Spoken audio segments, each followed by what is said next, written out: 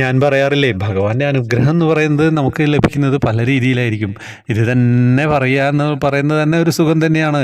എന്താണെന്ന് വെച്ച് കഴിഞ്ഞാൽ ഗുരുവായൂരെത്തുമ്പം നമ്മൾ നമ്മുടെ ഓരോ എന്താണ് സ്റ്റെപ്പിലും ഓരോ കാൽവെപ്പിലും നമ്മൾ ഭഗവാനെ സ്മരിച്ചുകൊണ്ടാണല്ലേ നിൽക്കുന്നത്. എത്ര പോസിറ്റീവായിട്ടുള്ള ആളുകളാണ് അവിടെ ഉണ്ടാവുക.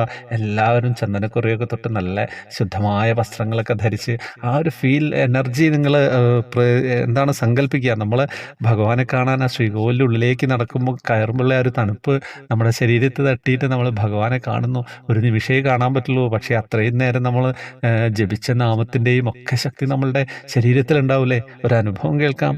എൻ്റെ പേര് സുശീല, പത്തനംതിട്ടയാണ് വീട്. ഞാൻ എൻ്റെ ഒരു അനുഭവം പറയട്ടെ. 4 വർഷങ്ങൾക്ക് മുമ്പ് ഞാൻ എൻ്റെ കുടുംബത്തോടൊപ്പം ഭഗവാനെ കാണാൻ ഗുരുവായൂർ എത്തിയിരുന്നു. നല്ല ഒരു ദിവസമായിരുന്നു അന്ന്. അവസാനം മണിക്കൂറുകൾ ക്യൂ നിന്ന് ഭഗവാന്റെ അടുത്തെത്തി. പക്ഷേ തിരക്ക് കാരണം എനിക്ക് ശരിക്ക് കണ്ട് തൊഴാനേ പറ്റിയില്ല. ഞങ്ങൾ വെളിയിലിറങ്ങി. ശരിക്കും കാണാൻ കഴിയാത്തതിൽ നല്ല സങ്കടം ഉണ്ടായിരുന്നു. ഇത്രയും കഷ്ടപ്പെട്ട് വന്നിട്ട് കണ്ണ് നിറച്ച് കാണാൻ കഴിഞ്ഞില്ലല്ലോ ഭഗവാനെ എന്ന ദുഃഖത്തിൽ ഞാൻ പുറത്തു നിന്നു. പെട്ടെന്ന് ഒരു പോലീസുകാരൻ വന്നിട്ട് പറഞ്ഞു, ആർക്കെങ്കിലും കാണണമെന്നുണ്ടെങ്കിൽ കയറി കണ്ടോളൂ എന്ന്. പെട്ടെന്ന് ഞാൻ ഞെട്ടിപ്പോയി.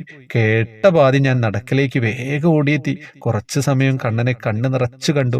ശരിക്കും ഭഗവാൻ എൻ്റെ ഉള്ളിലെ സങ്കടം അറിഞ്ഞ് എന്നെ വിളിച്ചതാണെന്ന് ഞാൻ വിശ്വസിക്കുന്നു. അല്ലെങ്കിൽ അത്രയും തിരക്കുള്ള ദിവസം എനിക്ക് ഇത്തരത്തിൽ ഒരു ദർശനം കിട്ടില്ലായിരുന്നു. ഹരേ രാമ ഹരേ കൃഷ്ണ. എന്താ കഥ അല്ലേ? എന്തൊരു സുഖമാണ്. ഞാൻ പറഞ്ഞില്ലേ, നിങ്ങൾക്ക് ഗുരുവായൂർ പോയ ഒരു ഫീൽ ഉണ്ടാവണം. നമ്മുടെ ഓരോ അനുഭവങ്ങളും കേൾക്കുമ്പോൾ ഇനിയും അനുഭവങ്ങൾ ഇങ്ങനെ അയച്ചു തന്നിട്ടുണ്ട് ഒരുപാട് ആളുകൾ. എന്നെ ഓർമ്മിപ്പിക്കുക കേട്ടോ. പറയാൻ ഓർമ്മിപ്പിക്കുന്നവരേത് ഞാൻ പെട്ടെന്ന് ഇങ്ങനെ എടുത്ത് പറയുന്നുണ്ട്. ചിലർക്ക് ദേഷ്യം പിടിക്കുന്നുണ്ടാവും. ഓർമ്മിപ്പിക്കുന്ന ഇയാൾ എന്താണ് ഇത്രയും ദിവസമായിട്ട് ഞാൻ പറഞ്ഞില്ലല്ലോ. പലരോടും ചോദിച്ചാൽ 1 മാസവും 2 മാസമൊക്കെ ഓർമ്മിപ്പിച്ചിട്ട് പറയുന്നവരുണ്ട്. ചിലതൊക്കെ പെട്ടെന്ന് തന്നെ പറയും. എന്താണെന്ന് വെച്ച് കഴിഞ്ഞാൽ ഞാൻ ഓഡിയോ പിടിക്കാൻ പോകുമ്പോൾ ഏതാണ് എൻ്റെ മുന്നിൽ കിട്ടുന്നത് അതങ്ങോട്ട് എടുത്ത് പറയുകയും ചെയ്യും.